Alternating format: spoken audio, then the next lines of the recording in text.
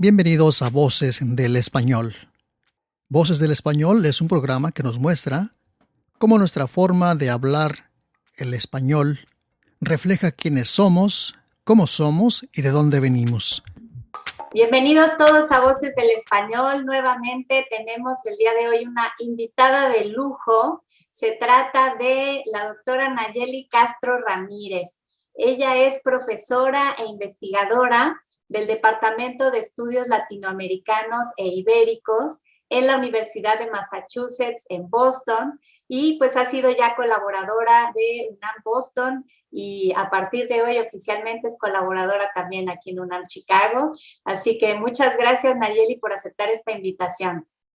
Gracias por invitarme, estoy muy contenta, ya me había tardado, gracias. No, muchísimas gracias.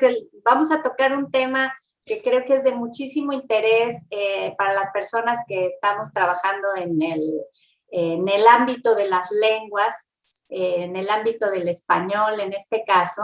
Y pues tu ámbito de trabajo es muy interesante y no hemos tenido aquí en Voces del Español una entrevista con alguien sobre el tema de traducción, que es un poco de lo que vamos a hablar el día de hoy, así que me da muchísimo gusto recibirte para eso. Y pues realmente tu perfil es interesantísimo, Nayeli, porque a pesar de ser, bueno, profesora, investigadora, como ya dijimos, de lengua, de español, de cuestiones de estudios latinoamericanos, de traducción, ¿verdad?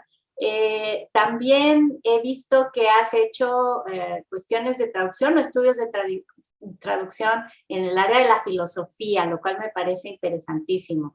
Así que va a ser una charla muy interesante. Lo primero que te quiero preguntar, Nayeli, es pues una pregunta que creo que nos hacemos muchas personas en la actualidad con el acceso que tenemos a las herramientas tecnológicas en la traducción, ¿no? Para viajar, para todo, pues ya tenemos a la mano en nuestros celulares apps de traducción que nos permiten grabar, fotografiar textos, hacer traducciones rápidas de las cosas. Y yo me pregunto si estas herramientas hacen ahora del trabajo del traductor una labor más sencilla o más difícil. Pues mira, como todas las preguntas difíciles se pueden contestar por la negativa y por la positiva. Es innegable que las tecnologías han ayudado mucho al trabajo de los traductores. No solo la traducción automática, que se tiene que considerar de manera más o menos independiente a la traducción asistida por computadora, porque la traducción automática es eso precisamente, la facilidad de tener una app en el teléfono que nos va dando traducciones al momento con base en corpus que se han acumulado y que de los cuales la herramienta saca las traducciones posibles y de manera ya muy plausible para sacarnos del atoro cuando estamos en un menú, para leer un anuncio en la calle, en un lugar donde la distancia lingüística no nos permite entender. Las herramientas de traducción asistida por computadora no son tan automáticas y sí requieren de un traductor humano que decida cómo usarlas y, por ejemplo, que elija entre varias traducciones posibles la que mejor queda para el contexto de lo que se está traduciendo, ¿no?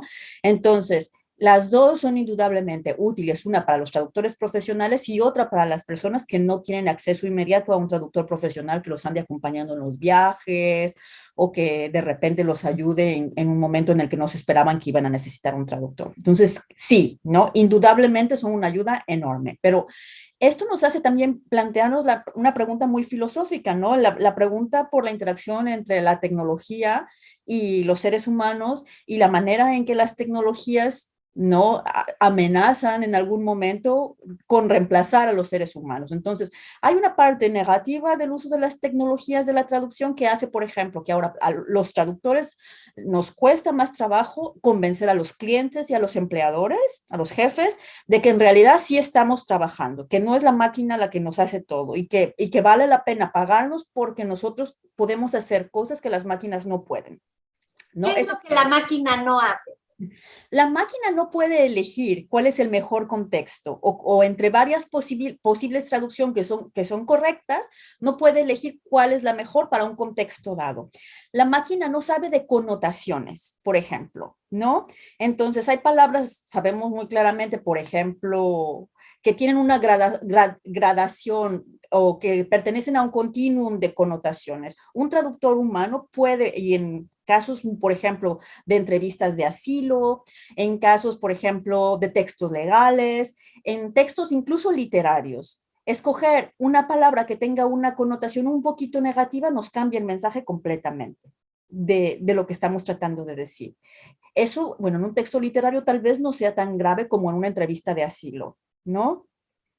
Me gustaría tener más ejemplos concretos porque hay muchos, pero no se me viene ninguno a la cabeza. Solamente quiero recalcar que esta labor de elección que hace un traductor en un contexto determinado no la puede hacer una máquina. Eso es algo que tiene que hacer un traductor humano.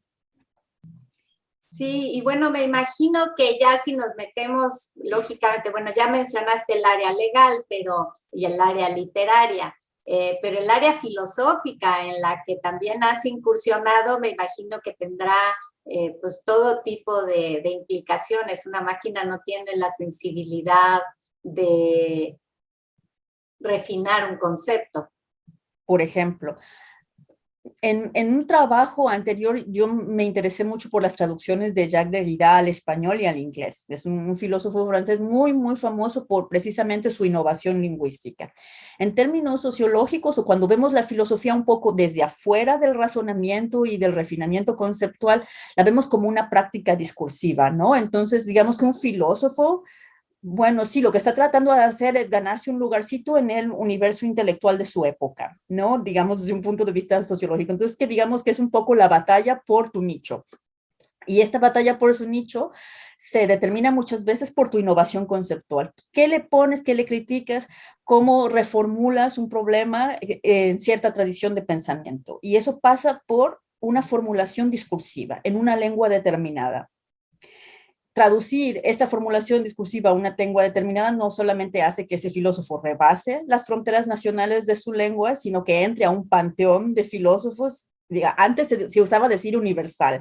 Ahora la palabra universal ya no la decimos tanto porque tenemos un poco más de recato. Ahora vamos a hablar de internacionalismo, ¿no? Digamos que muchas veces las traducciones ayudan a tanto escritores como filósofos a ganar celebridad en el ámbito internacional en su campo de estudio, ¿no? Y es mucho lo que pasó con las traducciones de Jacques Derrida al inglés, ¿no? Cuando se empiezan a traducir sus obras en los departamentos de literatura comparada en Estados Unidos, el señor gana mucho renombre y después también en Francia empieza a ganar mucho renombre, ¿no? A pesar de esta relación complicada que tienen los franceses con el inglés. Entonces, vemos allí que desde un punto de vista discursivo y sociológico, cómo se traduce una obra filosófica cuenta mucho porque ayuda a que se superen ciertas fronteras, ayuda a situar a un pensador en una tradición intelectual determinada. Dentro del mismo ámbito filosófico, una de las complicaciones más grandes para, yo creo, para traducir un texto filosófico y en especial como los de Derrida, es que él tiene un diálogo muy profundo con la tradición alemana. Muchas de las palabras que él usa en francés para tener este diálogo con Heidegger, por ejemplo, pasan por traducción. Él está traduciendo y dando, digamos, una innovación lingüística a la palabra de construcción o otras palabras que toma del pensamiento de Heidegger y que luego reformula en su propia propuesta filosófica en francés. Un traductor que hace traducciones de Derrida del francés a cualquier otra lengua y que ignora ese trasfondo germanista que él tiene, pierde la pista de lo que está pasando. Sí, ya has tocado un tema que me parece relevante también, que es el de la visibilidad. O sea, estás diciendo, bueno, pues este autor se da a conocer más internacionalmente a partir de que se le traduce a una lengua que está más difundida. Y eso me lleva a pensar en otros ámbitos de visibilidad que le hacen falta, por ejemplo, a los pueblos originarios de México. O sea, sabemos que hemos hecho varios programas sobre literatura indígena, ¿no? Que pues sabemos que es una literatura interesante, que es una literatura llena de filosofía de vida, de cuestiones culturales, y pues la única visibilidad que se le puede dar es a través de la traducción, ¿no? Sí, y eso también nos lleva a conectar otra vez con las ventajas y desventajas de la tecnología, ¿no? Cuando traducimos entre las lenguas dominantes, por decirlo de una manera, las lenguas que fueron coloniales, tenemos primero, las tecnologías súper avanzadas, ¿no? Tenemos corpus que nos ayudan, tenemos apps, motores de investigación, diccionarios, bases de datos. Los recursos son casi infinitos, ¿no? Para las traducciones entre esas lenguas. Y el desarrollo tecnológico que se ha montado sobre ya esa tradición lingüística en las lenguas dominantes no está en las lenguas indígenas, o sea, falta mucha documentación, faltan corpus. Y vamos a pensar, el acceso a la tecnología entre las comunidades indígenas todavía falta mucho, no, digamos una banda ancha decente para las conexiones de internet, que son ahora como condición sine qua non para que funcione, ¿no? Entonces, Siempre me acuerdo de un colega que comentó una vez que no entendía, bueno, sí entiende, pero es una ironía, por qué existe versión de Google en islandés cuando hay muchos más hablantes de náhuatl que de islandés y en náhuatl no hay Google. por ejemplo, ¿no? Tantas cosas. Empezando por ahí, falta visibilidad, como tú dices, falta visibilidad y la traducción puede convertirse, no lo ha hecho, pero puede convertirse en una herramienta muy importante, tanto para la revitalización lingüística, para la supervivencia de lenguas que están en peligro de extinción y para simplemente la visibilidad de estos hablantes que, porque no hay recursos en sus lenguas, se ven obligados a poco irlas relegando y usar las lenguas en las que sí hay recursos tecnológicos, expresivos o incluso económicos, ¿no? Es increíble, Nayeli, porque mira, hay muchas, ahora me he estado dando cuenta de lo costoso que es el tema de la traducción y creo que esa es una de las razones por las que no se hace más.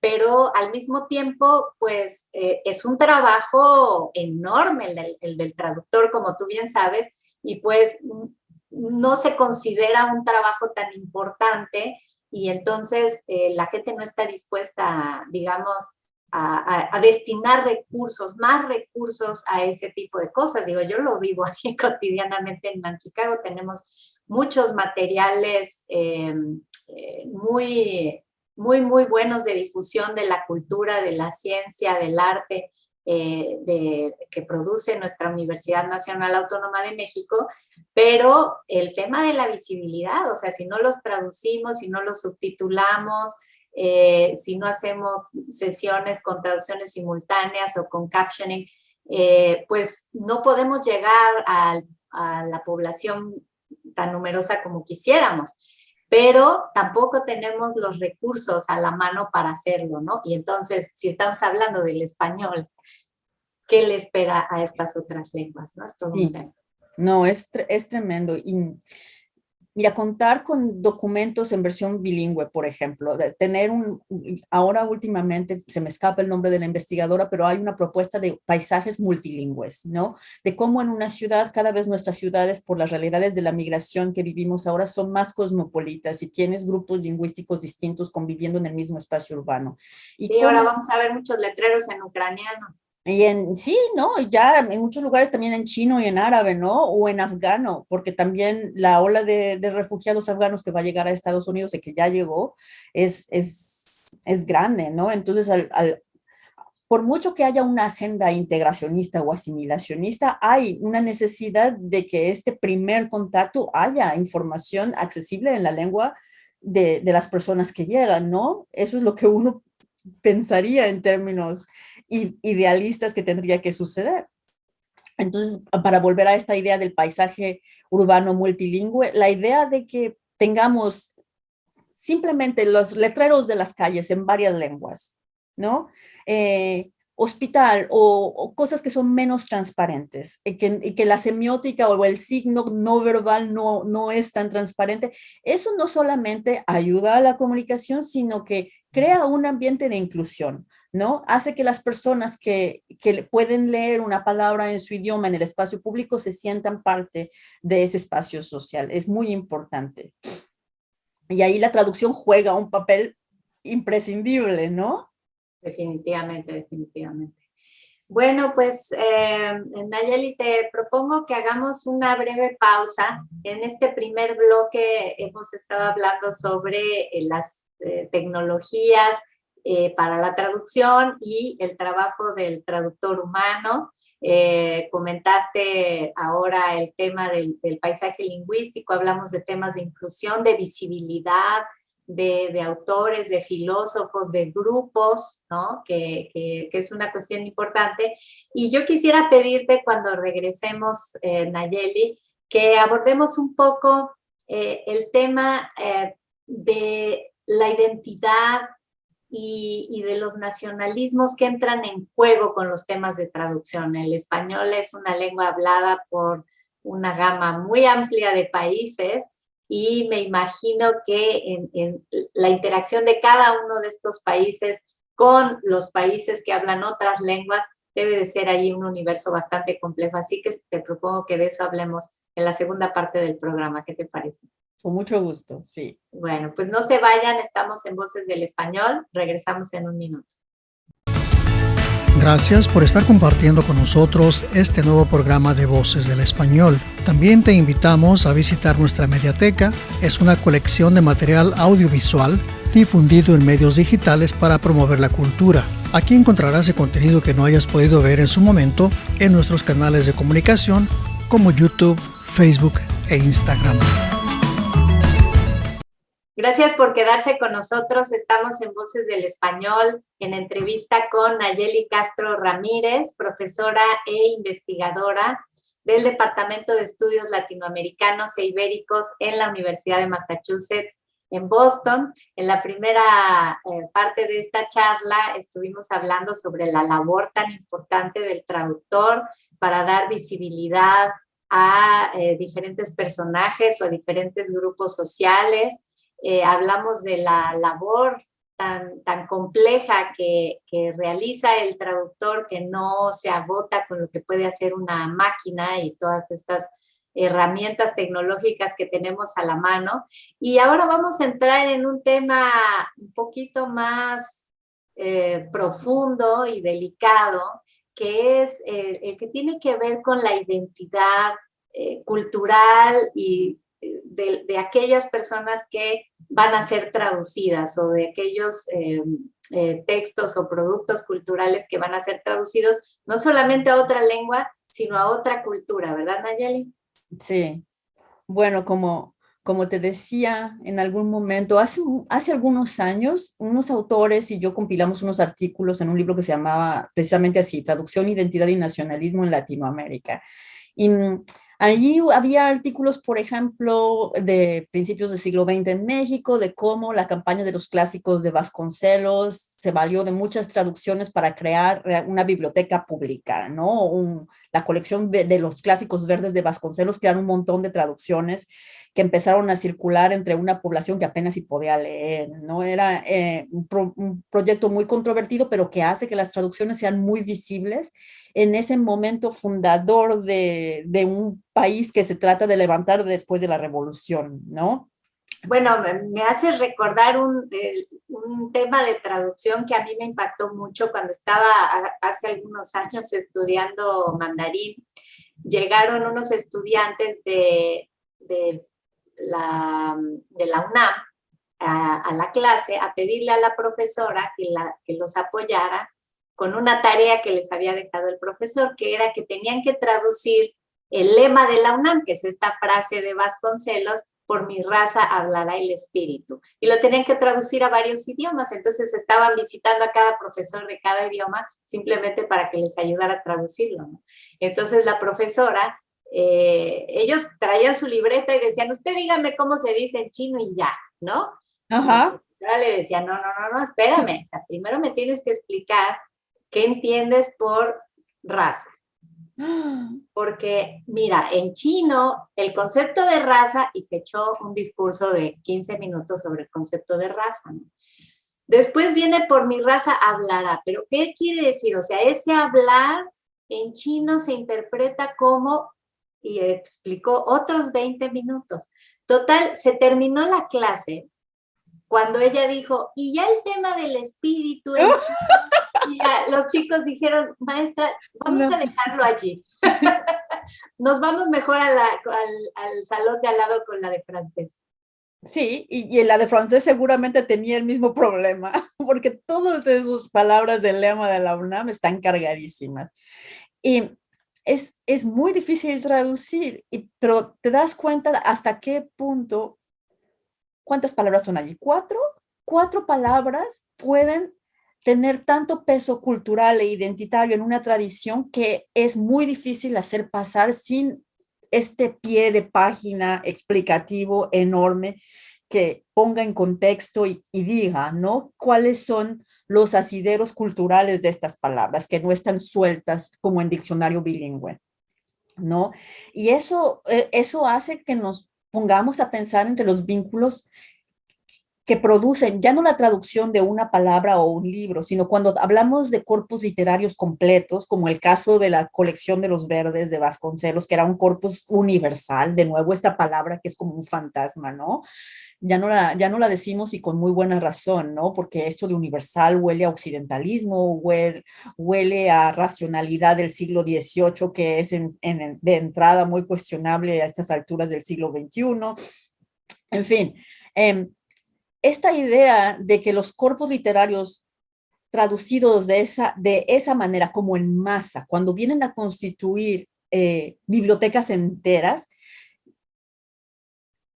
cuando sucede esto en traducción, la traducción es como una operación de recontextualización, pero esta contextualización nunca está completa, porque nos obliga siempre a volver y a volver a volver a traducir, porque siempre en cada época leemos de manera diferente. Cada época como que va haciendo ajustes identitarios y culturales, ¿no?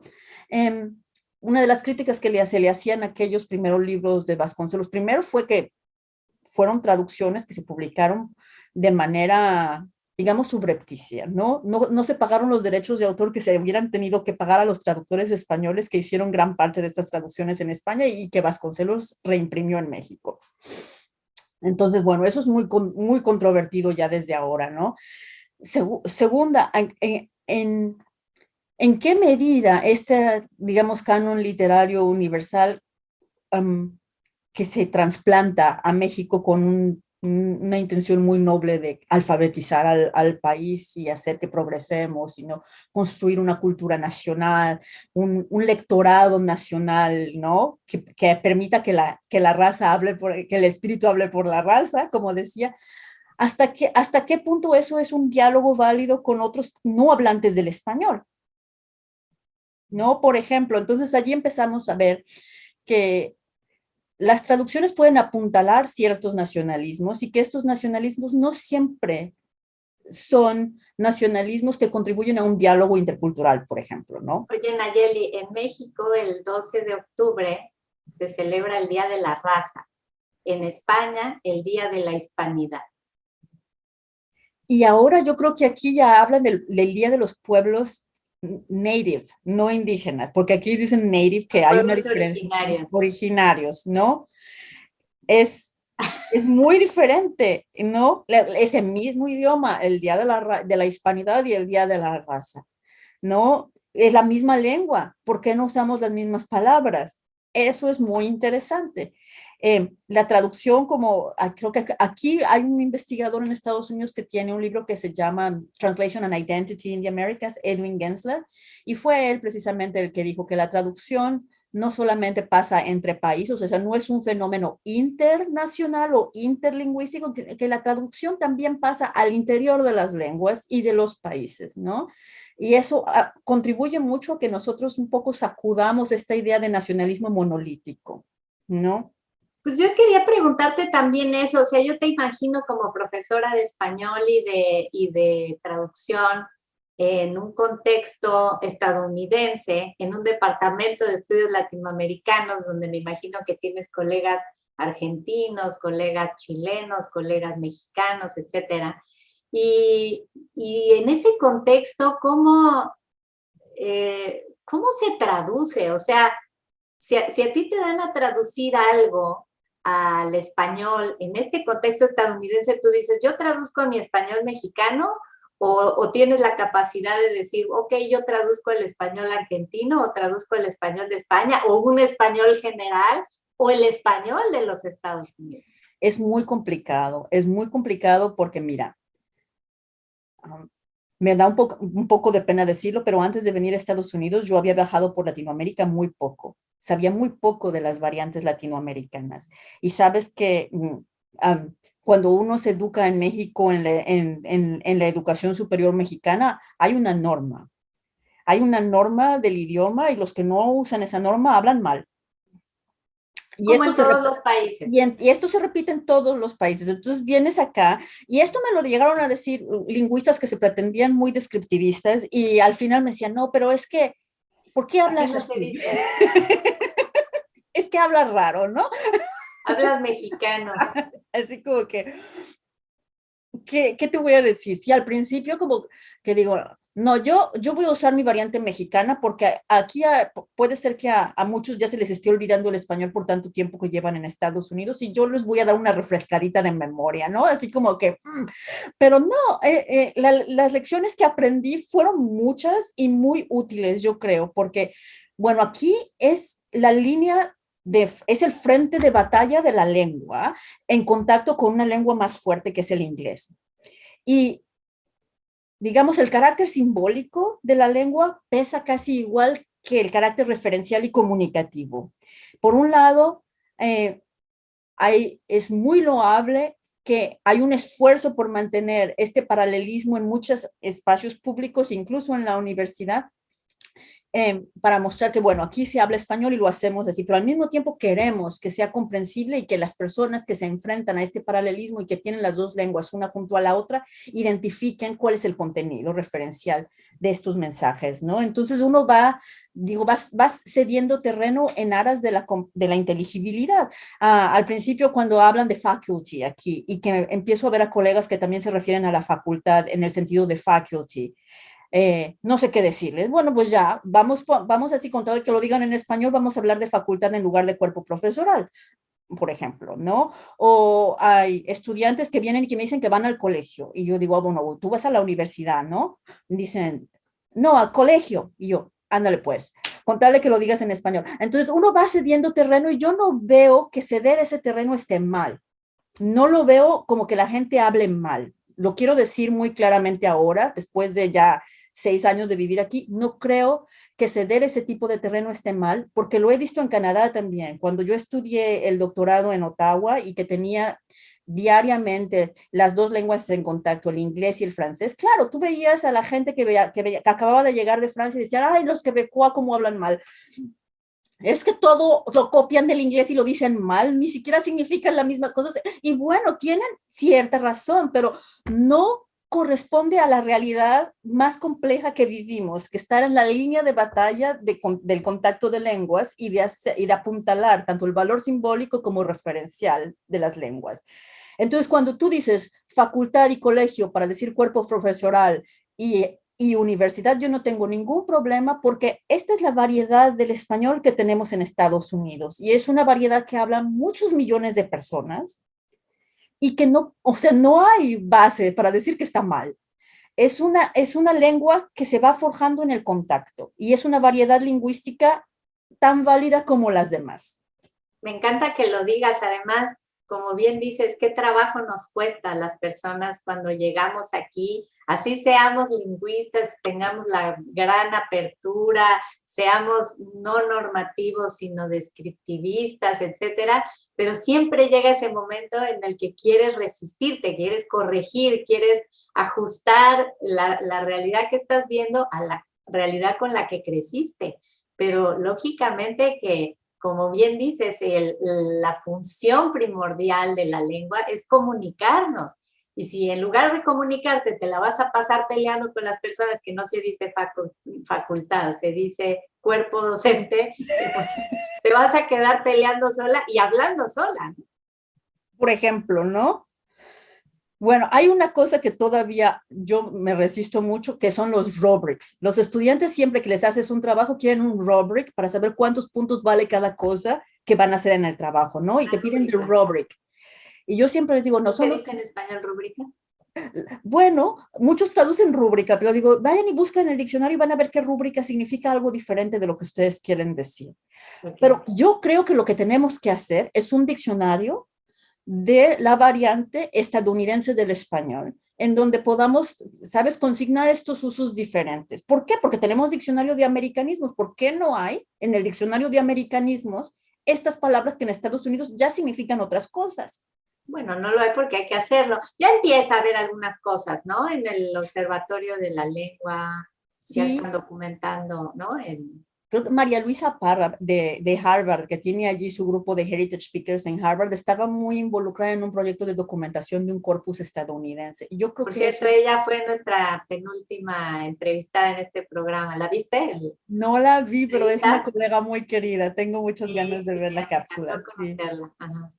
Es muy necesario tener un corpus que documente los usos de la lengua en este contexto que es tan denigrado. O sea, que es tan denigrado que, mira, el otro día que fui a México, hace 2 meses, mi hermana me dijo que hablo como en los subtítulos de las películas. Dice, yo parece que te oigo y que te oigo en doblaje. Digo, pero no puedo. Yo tenía 3 meses de haber llegado a Chicago y me dijo mi familia, ya hablas pocho, mamá. ¿Cómo en 3 meses van a hablar pocho? Y allí sí, ya no hay nada que hacer porque son los rasgos suprasegmentales de la lengua. Es que eso es cómo los vas a cambiar, la entonación, los acentos, el ritmo de tu discurso. Ya cuando te sales de una realidad lingüística es muy difícil volverte a meter, o a menos que, bueno, estés allí un par de años más para volver a agarrar el tono, ¿no? Pero, en fin. ¿Cuántos años llevas viviendo por acá? Mira, desde 2013.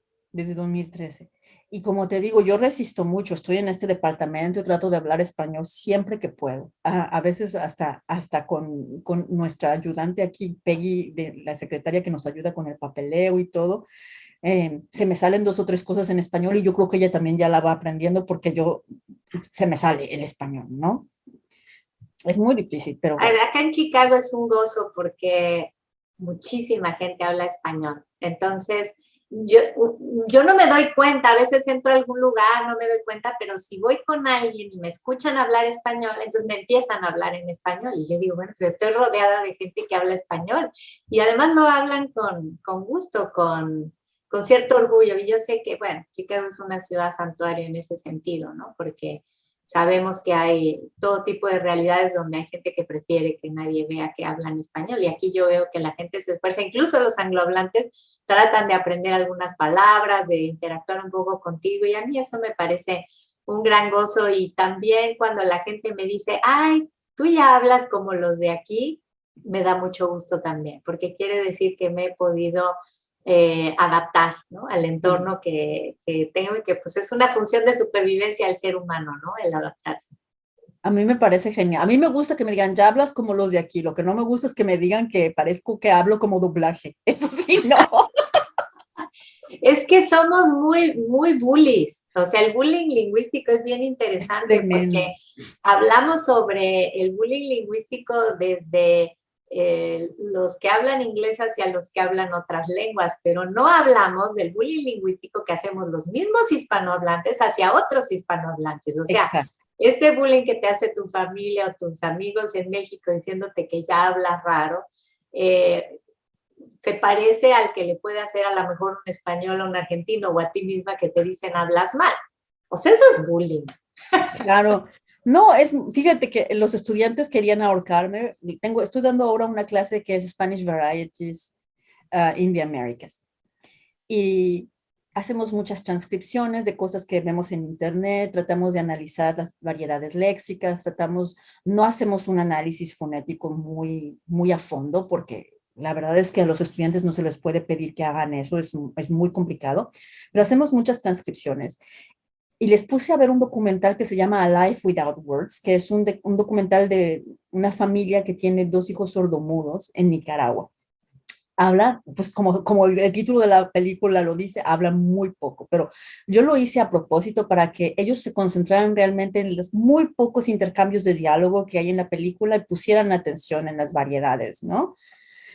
Y varios de ellos hicieron una reflexión tan interesante sobre la capacidad del ser humano de hablar y de cómo esta capacidad de hablar nos hace humanos y hace que nuestra convivencia humana sea diferente, ¿no? Y en su reflexión incluso, como había muchas lengua de señas en la película, incluyó la lengua de señas nicaragüense como variedad del español no hablado en una parte de Latinoamérica. Fue tan interesante ver que la ausencia, la reflexión sobre el lenguaje en su ausencia nos hace realmente pensar en lo que nos hace humanos. A mí me dejaron con el ojo cuadrado porque no me esperaba, quedé muy sorprendida de una reflexión tan profunda que pudieron hacer a partir de una película donde se habla muy poco. Es nuevamente ya esta reflexión filosófica en torno a la lengua y a la capacidad humana de hablar, como dices, ¿no? Bueno, pues se nos ha terminado el tiempo, Nayeli, muchísimas gracias. Yo espero que para un siguiente programa podamos elaborar un poco más sobre este tema que acabas de tocar. Recuerdo cuando estaba en la escuela preparatoria que reflexionaba yo sobre el dicho hablando se entiende la gente. Y yo defendía en ese momento que ese dicho es completamente falso. No es cierto que hablando se entiende la gente, porque hablamos y hablamos y hablamos y no necesariamente nos entendemos. Pero ¿por qué pasa eso? Es tema de otro programa, ¿verdad? Claro que sí, además es muy profundo, sí. Bueno, pues sí, muchísimas gracias, pero yo sí quisiera hacer una segunda parte contigo y entrar más en este tema de la filosofía de la lengua, que creo que es muy importante y que se ha hablado poco de eso en un ámbito más de difusión como es este programa de Voces del Español. Muchas Así que gracias. quedas oficialmente invitada. Gracias. Muchas gracias a Nayeli Castro Ramírez, profesora investigadora del Departamento de Estudios Latinoamericanos e Ibéricos de la Universidad de Massachusetts en Boston, pero sobre todo gracias a todos ustedes que nos escucharon, gracias por estar en Voces del Español y los esperamos en el siguiente programa. Hasta la próxima. Adiós.